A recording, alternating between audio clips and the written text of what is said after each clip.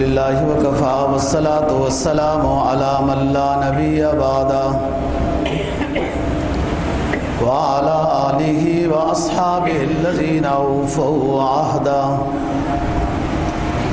الذين هم خلاصة العرب الأربع وخير الخلائق بعد الأنبياء. ما بعد فأعوذ بالله من الشيطان الرجيم. بسم الله الرحمن الرحيم.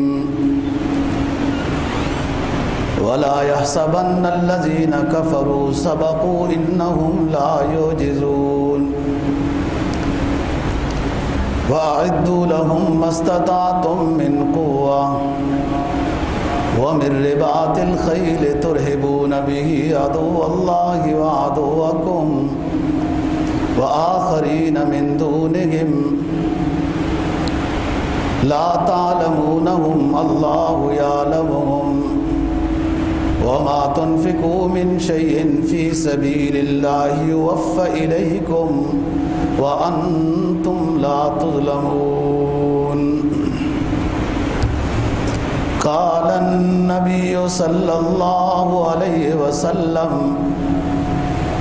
إن الجنة تحت ظلال السيوف.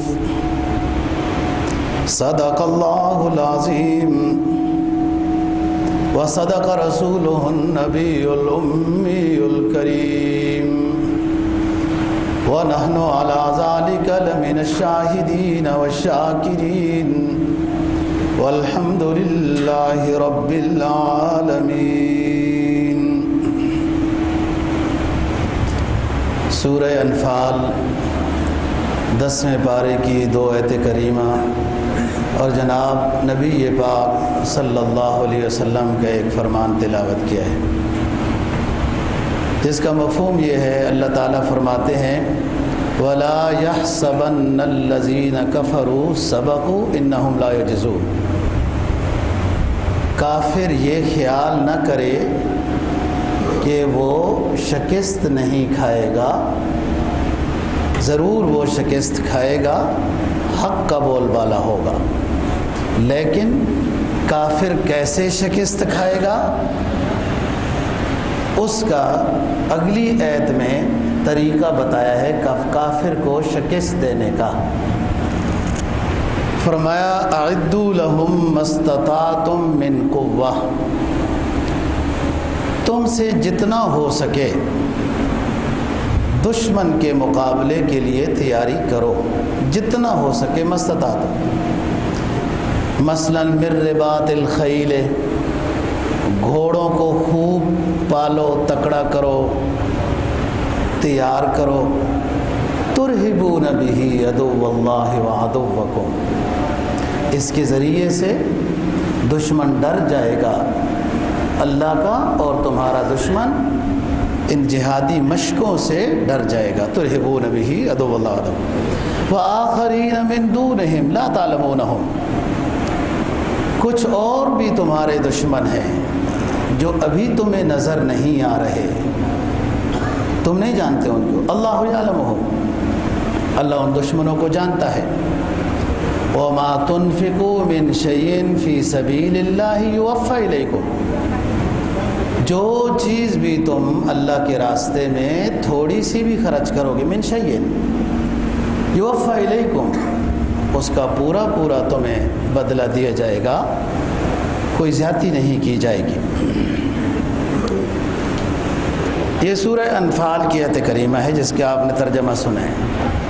جناب نبی پاک صلی اللہ علیہ وسلم کا جو فرمان تلاوت کیا، اس کو امام مسلم، امام داؤد، امام ترمذی، احادیث کی کئی کتابوں نے اس فرمان کو نقل کیا ہے.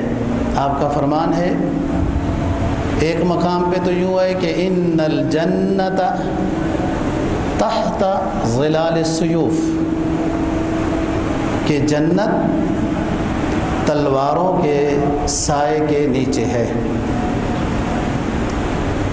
ایک حدیث میں یوں ہے ان ابواب الجنت تحت ظلال السیوف، جنت کے 8 دروازے ہیں، یہ 8 دروازوں پر سایہ مجاہد کی تلواروں نے کیا ہوا ہے۔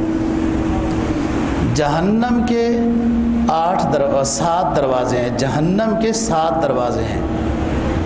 اللہ کی رحمت غالب ہے، جنت کے 8 دروازے ہیں۔ دروازوں پر کوئی سایہ ضرورت ہوتا ہے، مہمان آتا ہے وہ دھوپ پر نہ کھڑا ہو۔ پرانے زمانے میں بڑا اچھا فن تعمیر تھا، ایک ڈیڑھ سی بنا دی جاتی تھی، وہ آ کے بیٹھ جاتے تھے، پانی پیتے تھے، پھر چوکیدار اندر سے بتا دیتا تھا۔ اب تو باہر روڈوں پہ کھڑا ہونا تھا، یہ ترقی ہو گئی ہے، سائنس نے نئے نقشے بنائے ہیں۔ تو فرمایا کہ جو گیٹ کے اوپر سایہ ہے نا، یہ سایہ مجاہدین کی تلواروں کا ہے۔ جنت کے گیٹوں پر سایہ جو ہے مجاہدین کے تلواروں کا ہے۔ بات یہ ہے دوستو، اسلام کے تمدنی تصور کو، رہن سہن کے تصور کو، اسلام کے نظام امن کو اس انداز میں پیش کیا دشمن نے کہ اس کی حقیقت بدل ڈالی، اور ان پڑھ مسلم دشمن کے اسلامی اس غلط تصور کو ماننے کے لیے بیٹھ گیا کہ ہاں ٹھیک ہے اس طرح۔ دنیا کی تمام قومیں اپنے ملک کے لیے لڑیں، اس کے دفاع کے لیے لڑیں، یا اگلی کمزور حکومت کو غصب کرنے کے لیے لڑیں، تو وہ پرامن کہلاتے ہیں۔ اس میں ہٹلر ہو، چنگیز ہو، ہلاکو ہو، کوئی بھی ہو۔ اور اسلام، مسلمان اپنے خیموں میں پرامن طریقے سے محفوظ رہنا چاہتا ہے، اور اس کے خیمے پر کوئی حملہ کرے تو مسلمان اگر دفاع کا حق استعمال کرے تو اس کو دہشت گرد کہہ دیتے ہیں۔ اسلامی نظام تمدن رہن سہن کو، اسلامی نظام امن کو، اسلامی نظام دفاع کو دشمن نے اس انداز میں پیش کیا کہ بولا بالا مسلمان بھی ان کو ہو کے رہ گیا۔ اسلام تو امن ہی امن کا نام ہے، عہد کی وفاداری کا نام ہے، عفو درگزر کا نام ہے، کیونکہ عفو درگزر، دوسری کی خیر خواہی، یہ بڑے ظرف کی دلیل ہے۔ اسلام اس کی فضیلت بیان کرتا ہے۔ اسلام مذہب ہے جس نے غلام کو آزاد کرنے پر جنت واجب قرار دی۔ اسلام مذہب ہے یہ، یعنی اسلام غلام بنانے نہیں آیا، غلاموں کو آزاد کرنے آیا ہے۔ اسلام مذہب میں یہ بات ہے کہ اگر کوئی شخص کسی کی غلامی میں پھنسا ہوا ہے تو اس کو جو شخص آزاد کرے گا وہ جنت کا مستحق ہو جائے گا۔ حدیث میں اس طرح آتا ہے، غلام کو آزاد کرنے سے جیسے پورا غلام آزاد ہوا نا، اس کے کان بھی آزاد ہو گئے، اس کی آنکھ بھی آزاد ہو گئی، اس کی ناک، زبان، اعضاء و جوارے غلام کے سارے آزاد ہو گئے، ایسی ہی اس آزاد کرنے والے کا بھی ہر عضو جہنم سے آزاد ہو جائے گا۔ یہ اسلام نے یہ تصور پیش کیا ہے۔ زمانہ جاہلیت میں لوگ غلام بناتے تھے، اسلام نے تو آزاد کر دیا۔ حتیٰ کہ بعض عبادات کے کفارے پر، بعض عبادات کے کفارے پر غلام کی آزادی کا حکم دیا ہے۔ یہ تو ساری بڑے ظرف کی بات ہے، لیکن اسلام میں بزدلی بھی نہیں ہے کہ اسلامی گھر پر کوئی حملہ کرے، اسلامی سلطنت پر کوئی حملہ کرے تو مسلمان کو یہ حکم پڑھایا جائے، بھائی ان اللہ غفور رحیم، اللہ حلیم ہے، اللہ بردبار ہے، بھائی صبر کرو، بھائی صبر اچھا ہے۔ اسلام کا ہر حکم اپنے اپنے موقع محل کے لیے ہے۔ ادھر کسی نے آپ کو سخت بات کہہ دی، گالی نکال دی، حدیث میں آتا ہے آپ گالی کا جواب گالی نہ دیں، درمیان میں فرشتہ حائل ہوتا ہے، وہ اس گالی نکالنے والے کو جواب دے گا، آپ صبر کریں۔ اب یہ صبر ہے، یہاں پر فضیلت ہے۔ ادھر دشمن گولے مار رہا ہے، دشمن اسلام ہے، کافر ہے، جو مسلمانوں کو گولے مار رہا ہے، اور یہ مسلمان کہے صبر بڑی فضیلت کی چیز ہے، یہ ادھر صبر اور ہے ادھر صبر اور ہے، اسلامی حکم ادھر اور ہے ادھر اسلامی حکم اور ہے۔ تو اسلام نے مسلمانوں کو دفاع کا حق دیا، اور 14 سال بعد اسلام کے دنیا میں آنے کے 14 سال بعد آیت نازل ہوئی، اذن للذین یقاتلون فی سبیل اللہ، اذن للذین یقاتلون فی سبیل اللہ۔ اے میرے پیارے پیغمبر، آپ کے ساتھی بار بار پوچھتے ہیں کب جہاد کی اجازت ہوگی، اب اجازت دی جا رہی ہے 14 سال بعد۔ 14 سال بعد مکہ کے 13 سال میں نہیں اجازت ملی، جہاد کی دفاع کی بھی نہیں ملی، بس چپ کرو۔ لیکن جب مدینہ میں بھائی وہ شہر چھوڑ کے آ گئے، آپ کا علاقہ چھوڑ کے، اب آپ کو کیا تکلیف ہے؟ یہ تو انصار مدینہ نے دل فرش راہ کیے، ادھر آ گئے، اب آپ کو کیا تکلیف ہے؟ ادھر بھی نہیں رہنے دیتے۔ تو پھر اسلام نے اجازت دی دفاع کی، یہ جہاد ہے۔ اگر دفاع کی بھی اسلام اجازت نہ دے تو اس کا مطلب یہ ہے کہ اسلام بزدلی کا درس دیتا ہے، یہ غلط ہے۔ اسلام کے دفاع کو دشمنان اسلام نے غلط تصور دے کر اس کو پیش کیا، اور ان کو دہشت گرد اور یوں کہہ دیا۔ اسی کو قرآن نے یہاں بتایا، وَلَا يَحْسَبَنَّ الَّذِينَ كَفَرُوا سَبَقُوا إِنَّهُمْ لَا يُعْجِزُونَ۔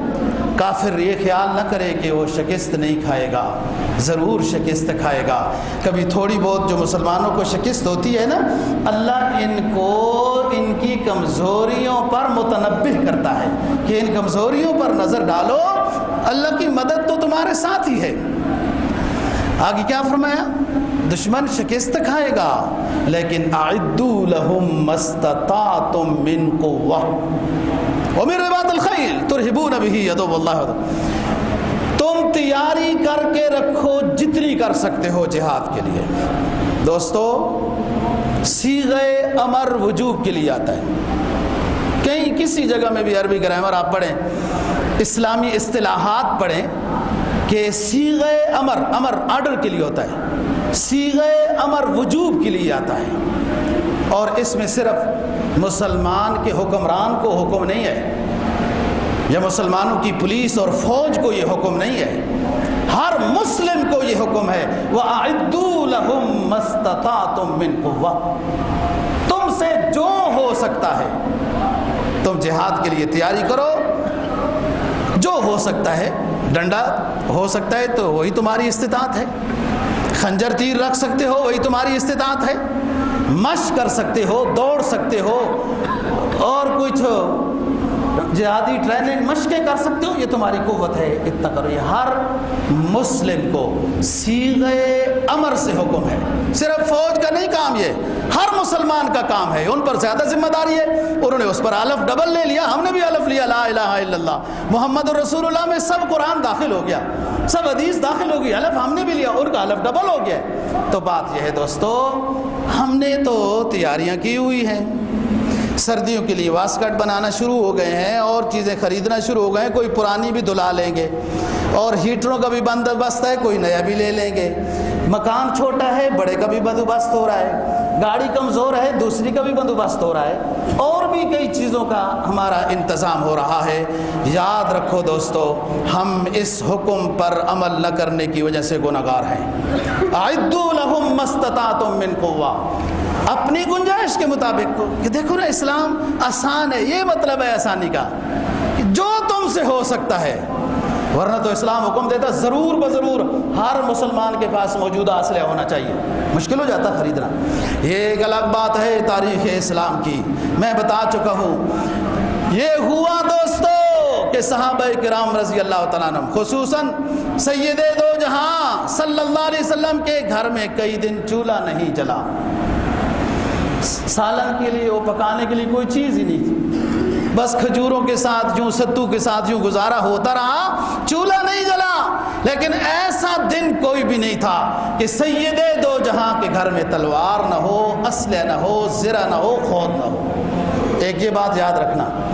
دوسری بات ایک اور ہے، دشمن جنگوں میں زیادہ ہوتے رہے، بدر میں وہ 1000 تھے، ہم 313 تھے، احد میں وہ 3000 تھے، ہم 1000 تھے، تعداد میں دشمن زیادہ ہوتا رہا۔ یاد رکھنا بات، ایسا نہیں ہوا اس وقت کے لحاظ سے دشمن کے پاس جو اسلحہ تھا وہ ہمارے پاس نہیں تھا، ایسا نہیں ہوا۔ یہ ہوا کہ ان کے پاس 300 تلواریں تھی تو ہمارے پاس 12 تھی، ان کے پاس 400 گھوڑے تھے تو ہمارے پاس 4 تھے، ان کے پاس 700 اونٹ تھے ہمارے پاس 70 تھے، ان کے پاس اگر 1000 تیر تھے ہمارے پاس 200 تھے۔ لیکن ایسا نہیں ہوا کہ دشمنان اسلام کے پاس اس وقت جو اسلحہ ہوتا تھا وہ ہمارے پاس بالکل نہ ہو، ایک پیس بھی نہ ہو، ایسا نہیں تھا۔ تھوڑا ضرور، تھوڑا تھا لیکن تھا ضرور، اور یہی حکم ہے دوستو کہ وہ تلکا بتلکا جواب تب ہو سکتا ہے۔ یہ تو چیزیں ہیں اسباب کے درجے میں نا، یہ چیزیں ہیں اسباب کے درجے میں۔ اعدوا لهم ما استطعتم من قوة، کیا اعدوا لهم ما استطعتم من قوة، تم اپنی گنجائش کے مطابق تیاری کرو، یہ اسباب ہیں۔ اور نظر اپنے رب پہ رکھو، مدد ادھر سے آئے گی، فرشتے نازل ہوں گے، سب کچھ ہوگا، لیکن وہ پہلے تم نے جو کرنا ہے وہ کرنا ہے۔ ایمان پکا بناؤ، ثابت قدم بن جاؤ، عزم کرو، فیضا عزمتا فتوکل علی اللہ۔ یہ بات آیت کا دیکھیں نا، یہ شرط اور جزا ہے۔ وجود شرط سے لزوم جزا ہوتا ہے، یاد رکھنا بات۔ اگر یہ شخص گھر میں داخل ہوا تو میں دعوت کروں گا، تو دخول فرد شرط ہے، وہ پہلے ہے، دعوت بعد میں ہوگی۔ فیضا عزمتا یہ شرط ہے، آپ پکے ایمان کے ساتھ عزم کر کے نکلو، یہ شرط ہے۔ فتوکل علی اللہ، پھر فیصلہ اللہ پہ چھوڑ دو، پھر اللہ کی مدد آئے گی۔ ایمان مضبوط کرنا، وسعت کے مطابق جہادی تیاری کرنا، اور ثابت قدم رہنے کے لیے جہاد کے واسطے نکلنا۔ فتوکل اللہ، پھر دیکھو اللہ کی مدد۔ آپ نے کبھی غور کیا کہ مجاہد کا جب خون، شہید کا جو خون نکلتا ہے نا، وہ نیچے جا گرتا ہے، جم جاتا ہے نا، ادھر بھی جم جاتا ہے۔ اور شہید میدان حشر میں جب اٹھے گا تو اپنے زخم کے اوپر اس نے ہاتھ رکھا ہوا ہوگا، رکا ہوا ہے، خون رکا ہوا ہے، حکم ہوگا ہاتھ اٹھاؤ۔ جب ہاتھ اٹھائے گا تو خون بظاہر فرمایا لونہ لون الدم وریحہ ریح المسک، رنگ تو اس کا خون والا ہوگا لیکن خوشبو مشک والی ہوگی۔ وہ خون جب گرتا ہے نا شہید کا زمین پر، وہ جم جاتا ہے، وہ نشان چھوڑتا ہے، اور مجاہد شہید کی ثابت قدمی کی علامت دیتا ہے کہ یہ دیکھو میرا تو خون بھی اپنی جگہ پہ جم گیا، جو اب تو غیر مکلف ہو گیا نا، گویا کہ جان نہیں رہی اس میں، وہ خون جم گیا، تم زندہ ہو کے اپنے موقف پہ نہیں جم جاتے ہو۔ شہید کی جو موت ہے وہ قوم کی حیات ہے، شہید کا جو خون ہے وہ قوم کی زکات ہے۔ تمہاری مشعل راہ، تمہاری مشعل وفا فروغ شش جہات ہے، تمہاری وفاداری اسلام پر، تمہاری وفاداری، تمہاری مشعل وفا فروغ شش جہات ہے، چھ کی 6 سائڈوں کو روشنی دے دیتی ہے، دائیں بائیں ہیں، مشرق مغرب، شمال جنوب، فوق تحت۔ جی سائنس تو پتہ نہیں 4 کو مانتی ہے کہ 3 کو مانتی ہے، جہاد کی بات کر رہا ہوں نا، سائنس کو ان کو آپس میں ہی لڑائی ہوتی رہتی، ظاہر ہے انسانی علم ہے نا۔ کوئی سائنسدان کہتے ہیں جہتیں 4 ہیں، اور کوئی کہتے ہیں نہیں 3 ہیں، یہ مشرق مغرب کوئی نہیں ہے، یہ ایک ہی ہے۔ ظاہر ہے اپنی ہے نا، کس دن نشہ پی کے زیادہ اٹھے ہیں تو 4 بن گئی ہیں، تو تھوڑا پیا ہے تو 3 بن گئی ہے۔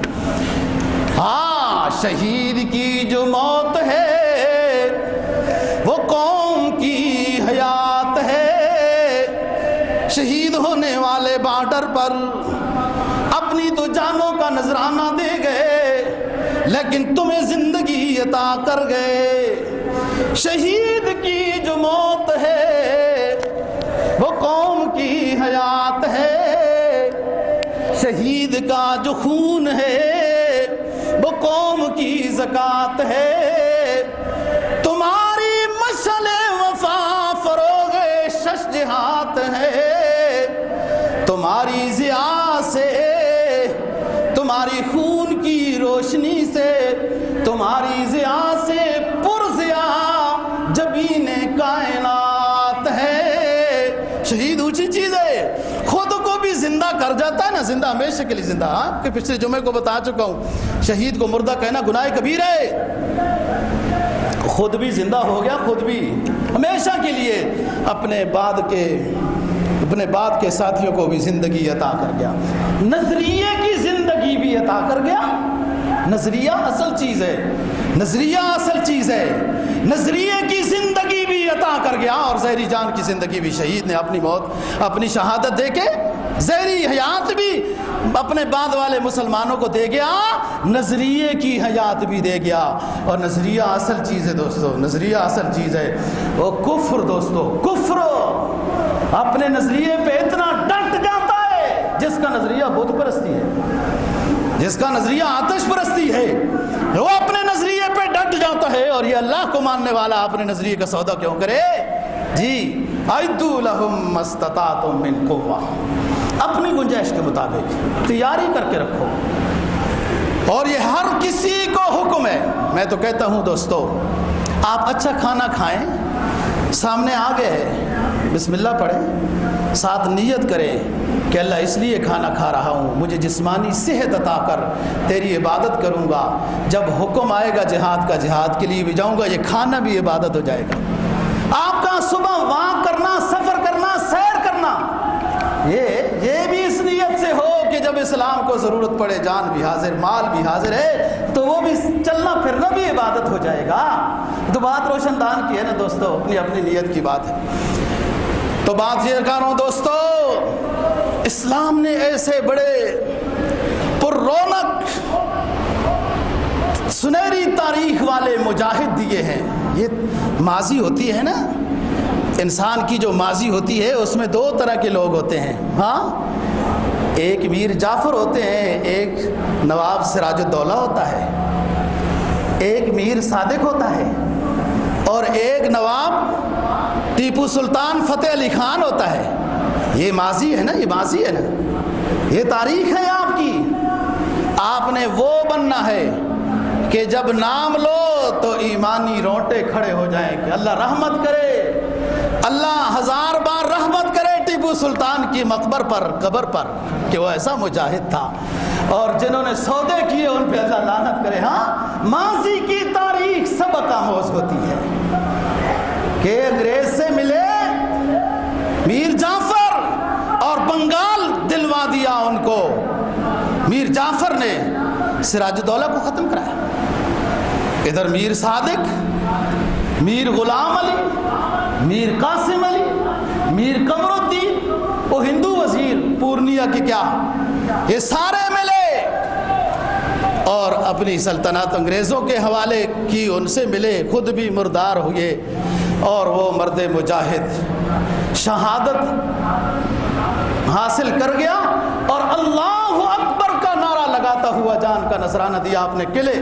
سرنگا پٹم میں، اپنے قلعے میں اللہ کا نام۔ تو اعدوا لهم ما استطعتم من قوة، مجاہد کو، ہر مسلمان کو یہ حکم ہے کہ اپنی طاقت کے مطابق۔ آپ نے غزوہ بدر نہیں غور کیا؟ غزوہ بدر، وہ معاذ اور معوذ دو لڑکے، 13 سال 14 سال، ان کی مشق کیا تھی؟ اس کا مطلب ہے ان کی بھی تھوڑی بہت تیاری تھی۔ وہ دونوں بھائی جنہوں نے ابو جہل کے گردن کاٹی تھی، عبد الرحمن بن عوف رضی اللہ تعالیٰ عنہ سے پوچھتے ہیں، یا عم ہمیں اے چچا پتہ بتائیں، ان کافروں میں ابو جہل کون ہے جو ہمارے نبی کے بارے میں، ہمارے نبی کے خلاف باتیں کرتا ہے؟ عبد الرحمن بن عوف سے چھوٹے بچے، ایک 12 سال 13 کا ہے، ایک 14 سال کا ہے۔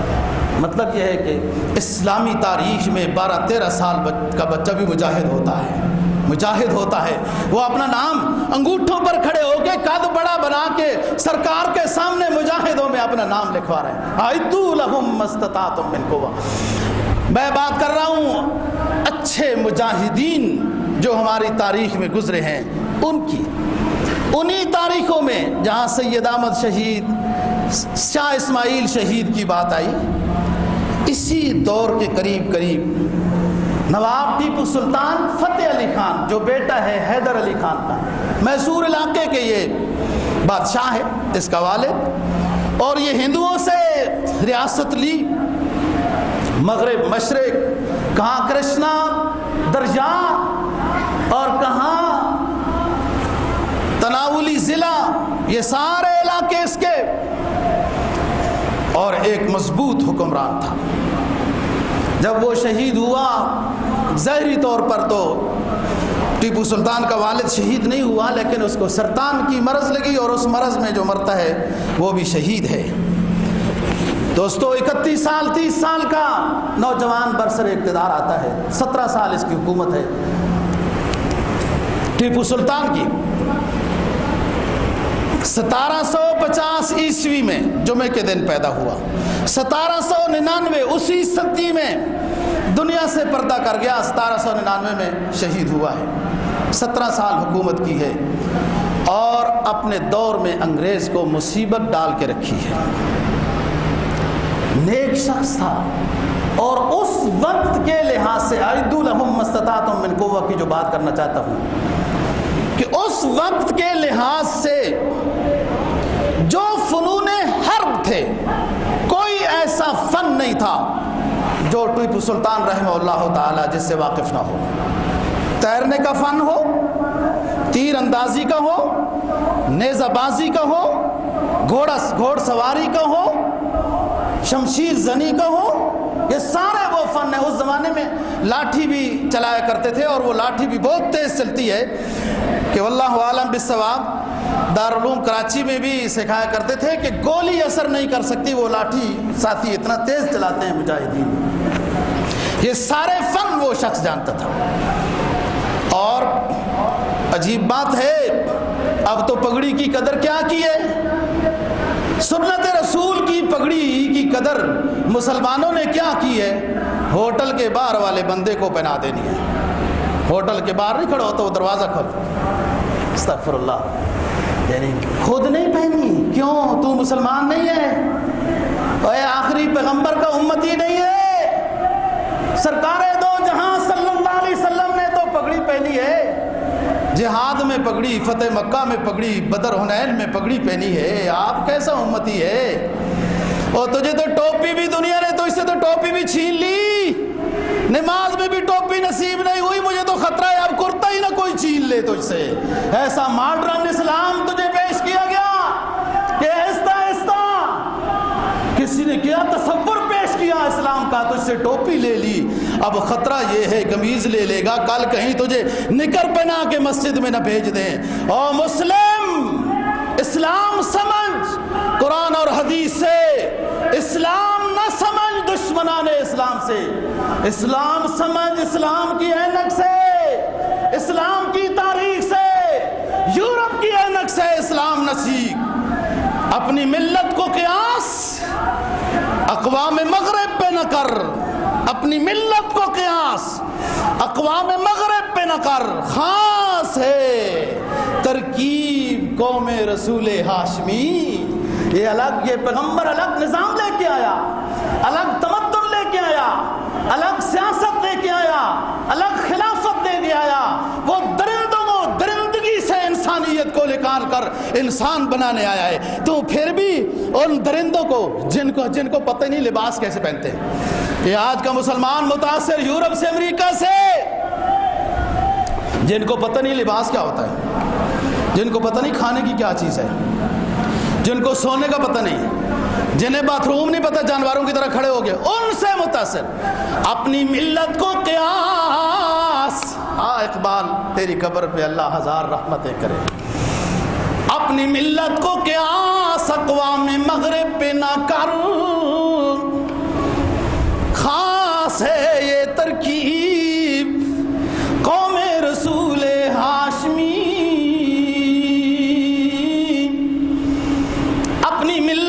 قیاس کرنے کے لیے عمر فاروق آئے، حیدر کرار آئے، عثمان غنی آئے، صدیق اکبر آئے، بلال آئے، سعد آئے، سعید آئے، ابو ہریرہ آئے. یہ تیری ملت ہے، یہ تیرے اسلاف ہیں، ان پہ قیاس کر.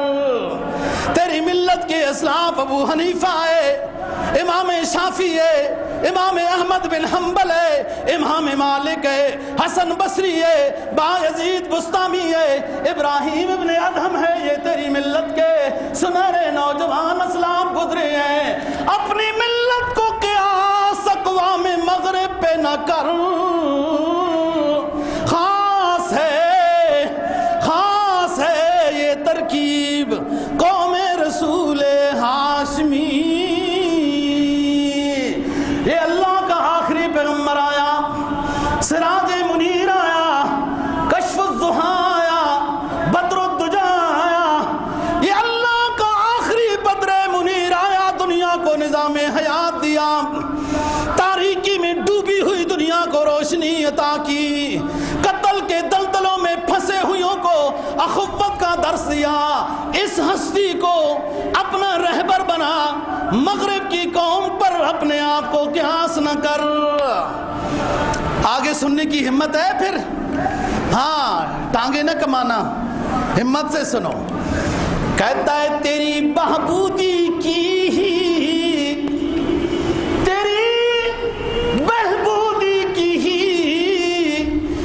شمشیر ہی تدبیر ہے.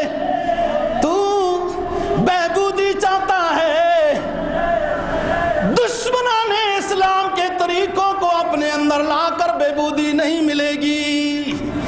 آمنہ کے لال کے اسوہ حسنہ کو اپنے اندر لا، بہبودی ملے گی. اور وہ ہے یا ایھا النبی جاہد الکفار والمنافقین واغلظ علیہم ومأواہم جہنم وبئس المصیر. اے سید کونین، جہاد کے لیے تیار ہو جائیے، دشمنوں کے خلاف سخت بن جائیے. غزوہ احد میں آپ واپس ہوئے، جبرائیل آ گئے، دستک دی. اللہ کے رسول جبرائیل آیا، زیارت کے لیے حاضر ہوا ہوں.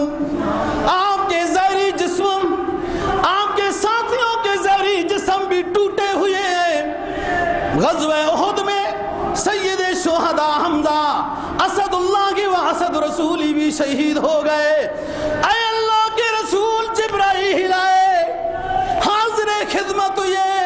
آپ کے ظاہری جسم بھی ٹوٹا ہوا ہے زخموں سے، اور آپ کا دل بھی غمگین ہے، لیکن آپ نے جہادی لباس کیوں اتارا؟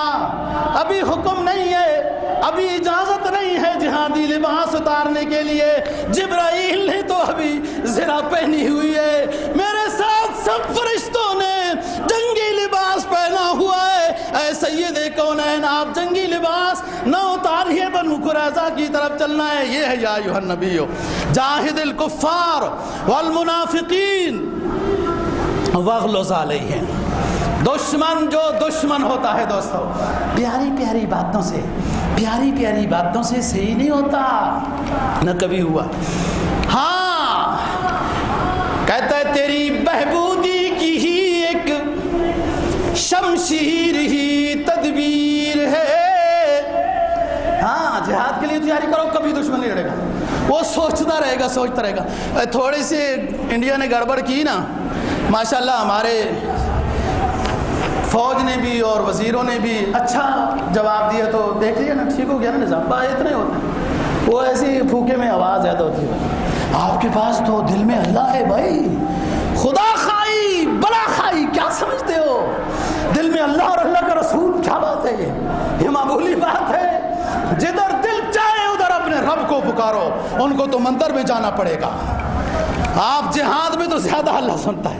ہاں، جتنی آیات سہولت کی آئیں،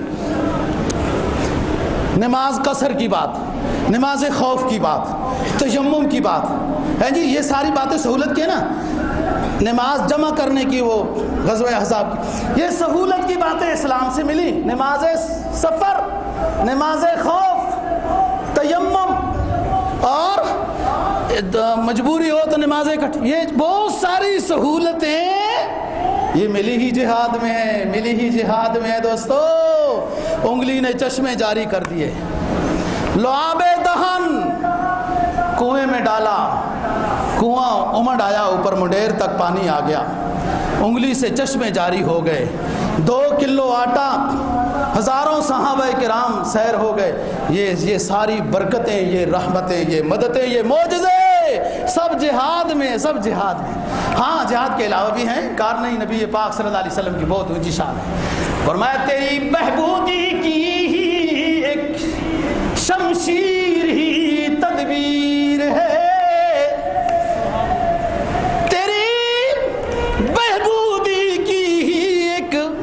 شمشیر ہی تدبیر ہے،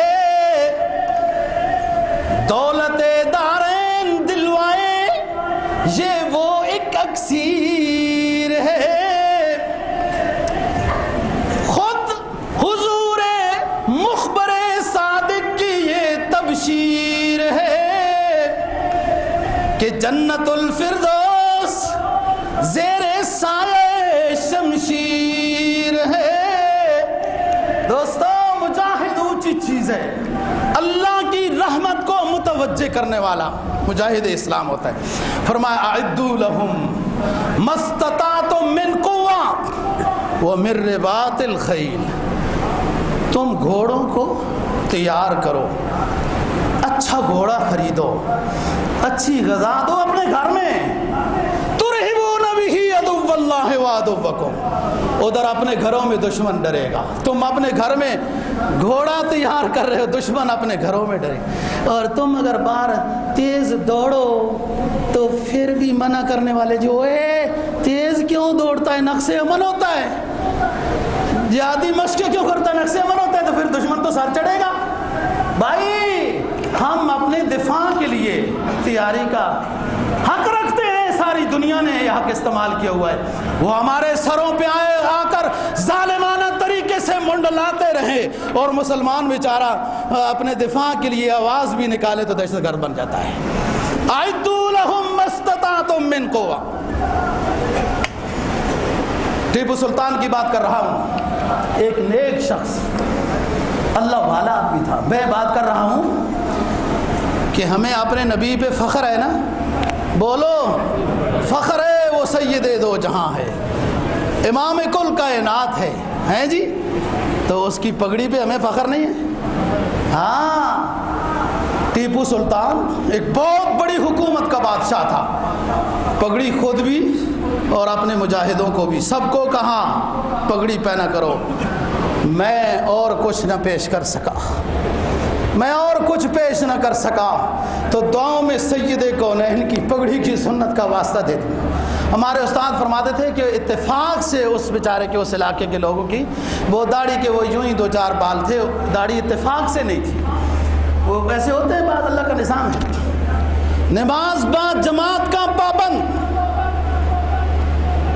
بادشاہ ہو کر دوستو نماز با جماعت تکبیر اولا کا پابند ہونا یہ بڑی بات ہے، معمولی بات نہیں ہے. اللہ نے ہمیں کتنی اچھی رہائش دی ہے بھائی، آپ خود انصاف کا فیصلہ کرو. کتنی اچھی سہولتیں عطا کی ہیں، کتنی اچھی گاڑیاں عطا کی ہیں، اتنی اچھی سہولتیں، لباس، رہائشیں، گاڑیاں، اور ذرا ذرا تھوڑے فاصلے پر ماشاءاللہ مسجدیں موجود ہیں. کوئی اتنا دور بھی نہیں جانا پڑتا، خصوصاً اسلام آباد میں تو ماشاءاللہ بہت مسجدیں ہیں. تو نماز با جماعت کے ہم پابند نہیں، نماز کامل نماز با جماعت ہے. بادشاہ ہو کر جس نے توپ خانے، بندوق، چاقو اور اس طرح کی چیزوں کے کارخانے لگائے اور نگرانی مستقل ہوتی رہی، اور 17 سال جہاد سے فارغ ہو بھی نہیں ہو سکا. آخر لڑتے لڑتے انگریز کے ہاتھوں شہید ہو گیا. اور لکڑیں پودے کون سے لگواتا تھا؟ چیڑ، دیار، ساج، ساگوان، سندل، سپاری یہ درخت لگانے کا حکم دیتا تھا، خود بھی لگاتا تھا، اور ایک سے ایک درخت یہ قیمتی ہے. اور بہت کم لوگ ہیں دوستو، پاکستان میں بھی اس وقت کوئی کا دکا ہے، 7 زبانوں کا ماہر تھا. اپنی زبان اس کی کنٹری کوئی نام ہے، اپنی زبان تھی اس کی. پنجابی وہ جانتا ہے، اردو اس وقت رواج پا چکی تھی.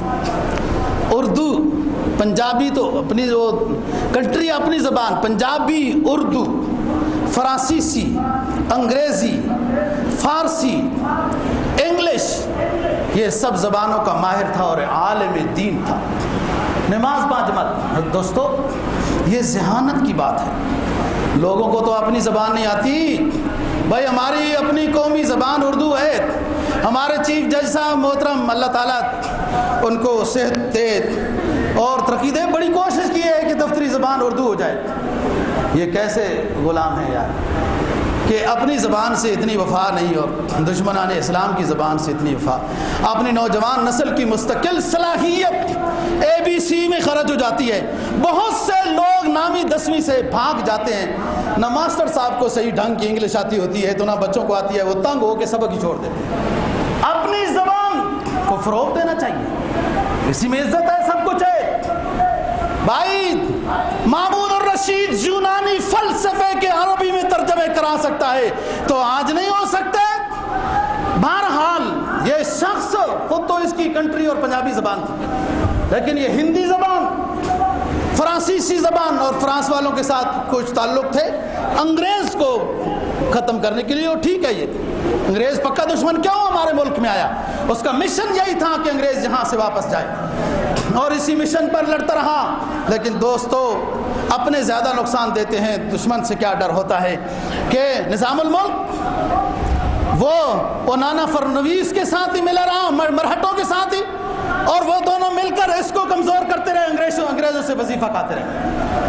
اور آخری جو حملہ ہوا میر صادق نے پوری پلاننگ انگریزی فوج کو دی، وظیفہ کھایا، انگریزی فوج کو دی، اس ٹائم پر آنا، فلانے دروازے کھلے ہوں گے، فلانے بند ہوں گے، اور میں اپنی فوج کو تنخواہ دینے کے لیے سائڈ میں بنا لوں گا. ایسے ہی ہوا. اور پھر جب وہ اندر گھس آئے لوگ بھی سمجھ گئے مجاہد، یہ مردار وظیفہ کھانے والا میر صادق، اس کو ادھر ہی ہلاک کیا ہے ساتھیوں نے. اور دوستو سمجھنے کی بات یہ ہے کہ یہ شخص افغانستان اور ان علاقوں سے اس کے پورے مراسم تھے، یہ اپنی جان بچا سکتا تھا، لیکن یہی وہ جملہ ہے جو اس وقت اس نے کہا کہ شیر کی 1 دن کی زندگی گیدڑ کی 100 سالہ زندگی سے بہتر ہے.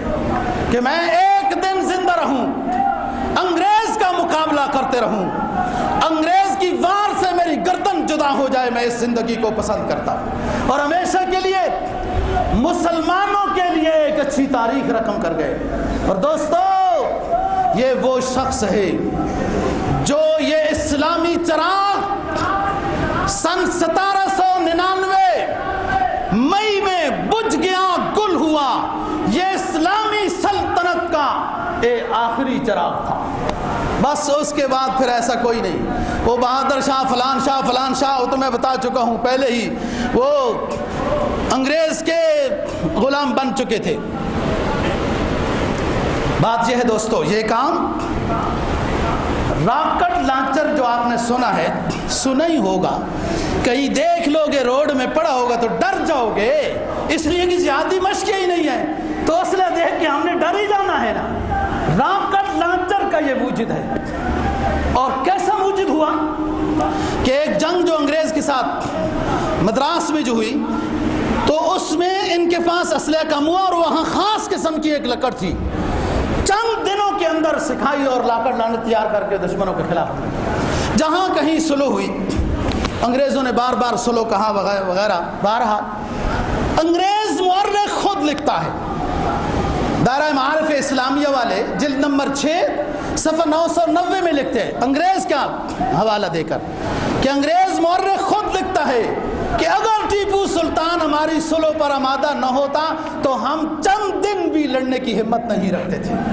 اتنے حوصلے ان کے ٹوٹ چکے تھے. اور ایک شخص تھا دوستوں, آواز نکالنے والا ایک ہی شخص ہوتا ہے. یہ بجھی ہوئی لکڑی کو آگ لگانے کے قابل ایک ہی شخص بناتا ہے. سوئی ہوئی قوم کو جگانے کے لیے ایک ہی ہوتا ہے. جب وہ ایک گیا تو پھر بیٹوں کو تو پکڑ کے کلکتہ پہنچا دیا تھا.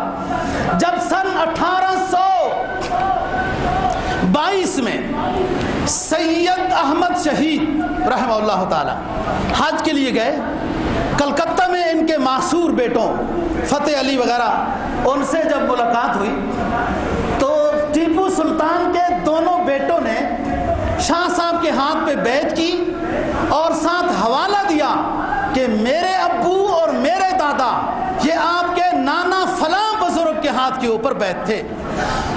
ہمارا سلسلہ گویا کہ یہی ہے.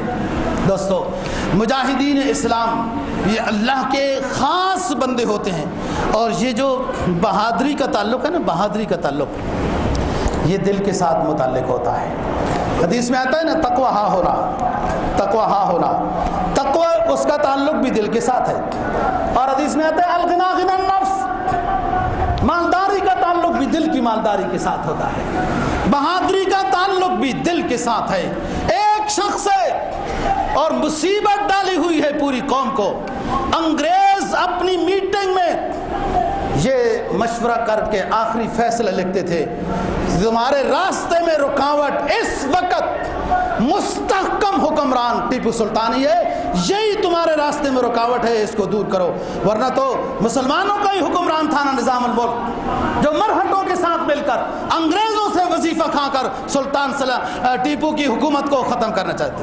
دوستو, میری آج کی گزارشات کا مقصد یہ ہے کہ عقل ہو تیری سپر, عشق ہو شمشیر تیری, اے میرے درویش پھر خلافت ہو جہانگیر تیری. ماں سے اللہ کے لیے آگ ہے ایک تکبیر تیری, تو جو مسلم ہے تو تدبیر ہے تقدیر تیری. کی محمد سے وفا تو نے تو ہم تیرے ہیں, یہ جہاں چیز ہے کیا لوح و قلم بھی تیرے ہیں. اللہ دین کی سمجھ اور عمل کی توفیق